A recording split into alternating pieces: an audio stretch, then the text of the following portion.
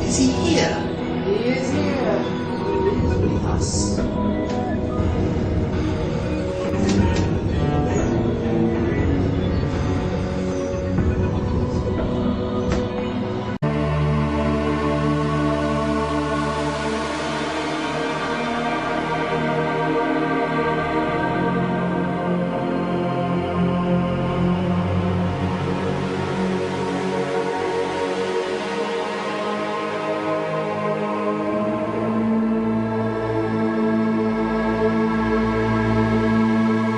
Huxley writes a book about the experience in 1954. It is titled The Doors of Perception, after the observation by poet William Blake that if the doors of perception were cleansed, everything will appear to man as it is, infinite.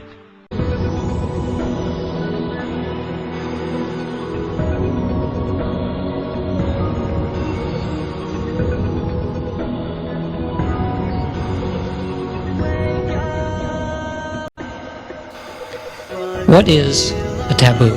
Taboos be interesting to talk about. A taboo is a strong social prohibition relating to any area of human activity or social custom that is declared to be sacred and thus forbidden to be discussed in public. And the key is, it's a public thing. Taboos only exist in public. Breaking a taboo is considered objectionable if you're lucky and dangerous if you're not lucky. The word comes from the Tongan language and appears in many Polynesian cultures, and in those cultures it's mostly associated with religious prohibitions. It was first used in English by Captain James Cook in 1777. The word taboo actually has two opposite meanings. One meaning refers to something that is sacred or consecrated, and the other to things that are impure, dangerous, or disgusting. The intermixing of two forceful opposites in the same word provides the power of the taboo, and the combination is emotional dynamite. The taboo is usually thought to exist only in indigenous, primitive, or unsophisticated cultures. But of course, in every culture, including our own, there are lots of things that we're not supposed to do in public and things we're not supposed to say in public. So these are both taboo acts and taboo words that are closely related to each other. But I should warn you that I will be using some taboo words. Well, how do taboo words manifest in practice? One example is that Orthodox Jews will not write or say the word for God. In parts of West Africa, the word for snake is taboo and can't be spoken in public. In Muslim nations today, any perceived disrespect of the Prophet Muhammad will cause riots, threats of violence, and actual violence. And in an amazing turn of events, which I think is probably unprecedented, the Pope recently had to repeatedly apologize for violating this taboo. Well, since you can't speak taboo words by definition without getting into trouble, if you attempt to study them or to discuss them even, you will face consequences. If you're in academia and you don't have tenure, then you won't get it. It's that simple. If you have tenure, they'll try to take it away from you. This sounds like overkill given the noble principles of academic freedom to which most universities subscribe, but the power of violating a taboo cannot be underestimated.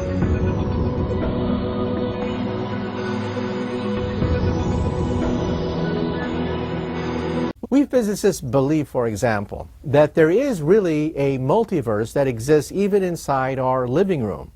We are waves, vibrating waves given by the Schrödinger wave function, and these waves vibrate and then split apart with time.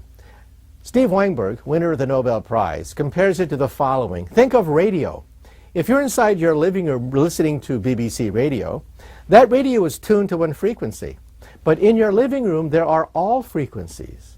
Radio Cuba, Radio Moscow, the top 40 rock stations. All these radio frequencies are vibrating inside your living room, but your radio is only tuned to one frequency. Now, in other words, when two universes are in phase, they are coherent, and you can move back and forth. But as time starts to evolve, these two universes decouple. They start to vibrate at different frequencies. They can no longer interfere with each other. So why is it that your radio cannot listen to Radio Moscow? Why isn't it possible for your radio to listen to all frequencies? Because your radio is decohered. It is no longer vibrating in unison with these other frequencies. And the same thing in quantum physics. We consist of atoms. Our atoms vibrate, but they no longer vibrate in unison with these other universes. We have decoupled from them. We have decohered from them. Deja vu is a phenomenon that all of us have experienced, that eerie feeling when you walk into a room or enter a new situation and you say to yourself, I've been here before. I mean, everything here is familiar. It turns out that we can actually induce forms of deja vu in subjects in experiments. So there is a theory that says that deja vu simply elicits fragments of memories that we have stored in our brain, memories that could be elicited by moving into an environment that resembles something that we've already experienced. So we don't have to invoke parallel universes, we don't have to invoke the multiverse in order to explain most deja vu. However, it does raise the other question. Is it ever possible, on any scale, to perhaps flit between different universes? And the answer there is actually rather unclear. So in other words, deja vu is probably simply a fragment of our brain eliciting memories and fragments of previous situations. However, in quantum physics, there really are in some sense parallel universes surrounding us. The problem is we can't enter them because we have decohered from them. We're no longer vibrating in unison with them. Our minds are much more extensive than our brains, that they stretch out far beyond our heads. I think our minds stretch out through fields, mental fields, and connect us with the world around us and with each other. We're all used to the idea of fields stretching out more extensively than material objects. The field of a magnet stretches out far beyond the surface of the magnet. The field of a handy, of a mobile phone, stretches out far beyond the surface of the mobile phone. And I'm suggesting that our minds stretch out far beyond the surface of our heads. The mind is not all inside the head. It's outside the head as well. We've all been brought up to believe that the mind is located inside the head, that the mind is nothing but the brain, or the activity of the brain. And what I'm suggesting is that it's much more extensive. When we recognize that the mind stretches out far beyond the brain, a lot of puzzling phenomena begin to make sense. There are a lot of phenomena that don't fit into conventional science. These include phenomena classified as paranormal, like telepathy. There's a big taboo about these. The fact they don't fit into the theory that the mind is in the brain means that many people feel they don't exist, or they can't exist, or they shouldn't exist, or at least you shouldn't talk about them. What I'm going to try and show this evening is that when we allow our idea of the mind to be more extensive than the idea of the brain, many of these mysterious phenomena make perfectly good sense. They're not paranormal, they're normal. They're part of our normal human nature, part of our biological nature.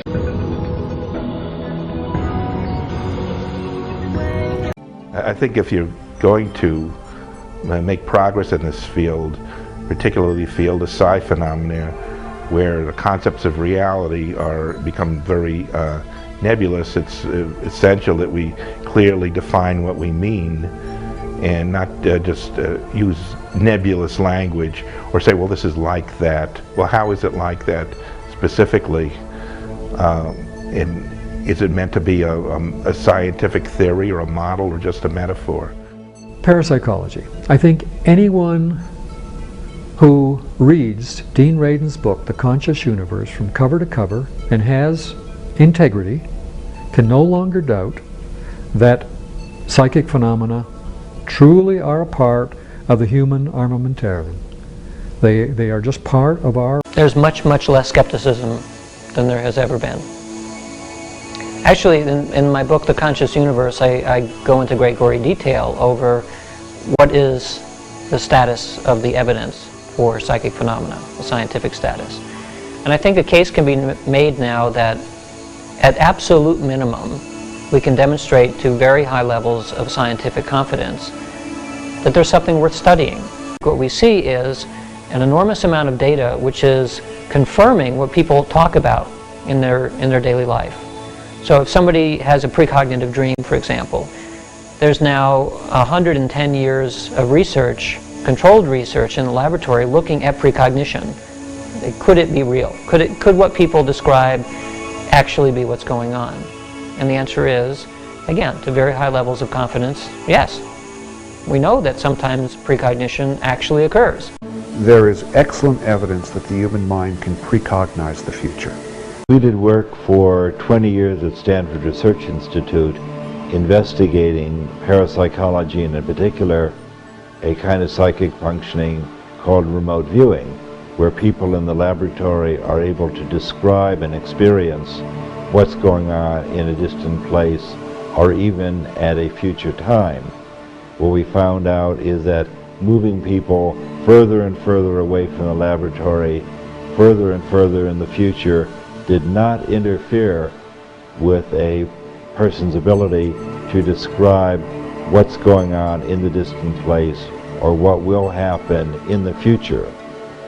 We had psychics working with us who were able to learn to focus their attention on either geographical coordinates of a distant place or a distant place through use of a picture of somebody who's at that faraway location. And it didn't matter whether it was across the street or in the far reaches of Siberia. People are able to describe and draw, often with very great accuracy, what's going on at that distant place. One of our celebrated occurrences was an experiment with Pat Price, who's a retired policeman. We were asked to describe what was going on at a Soviet laboratory in Soviet Siberia, and he was able to draw the outside of a building which included a giant gantry crane rolling back and forth over the building. His drawing was verified by satellite photography, and he went on to say that inside the building the Russians were constructing a giant steel sphere, some kind of containment vessel, and it turned out the containment vessel that policeman Price saw was part of a particle beam weapon to shoot down the satellites that were taking the very pictures that we used to confirm the experiment. What can be scientifically or what could be testable, and what can form a useful hypothesis that can perhaps explain things that cannot be explained by conventional physics. For example, the spirit hypothesis can be useful in explaining such things as reincarnation, as Dr. Ian Stevenson has shown in his books and research. It could be used to explain, for example, or counter out-of-body experiences.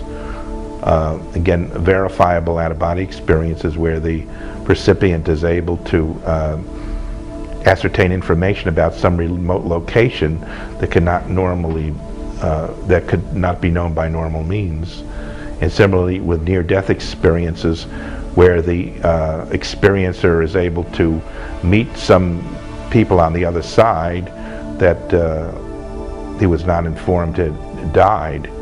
So that those would be that would be evidence to suggest the existence of the spirit hypothesis. If you look at the history of parapsychology, most of the early history, the first 50 to 75 years, was involved in proof-oriented research to try to prove that telepathy exists or prove that clairvoyance exists, that kind of thing. And that changed about 25 years ago into process-oriented research. in which we're no longer interested in trying to prove it because there's a gigantic amount of empirical data that already proves it, that there's something interesting. And we're interested in the process.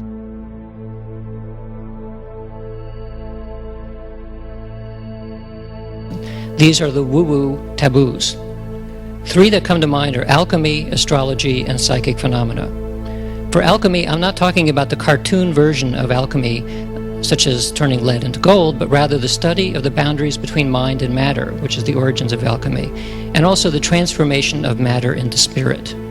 For astrology, I'm not talking about newspaper horoscopes, but the notion of cosmic relationships with human behavior, the ideas that Rick Tarnas has studied in great detail. And for psychic phenomena, I don't mean Madame Zodiac, and nor do I mean magicians who masquerade as psychics, but the scientific study of exceptional human experiences that we've labeled telepathy, precognition, clairvoyance, psychokinesis, and so on.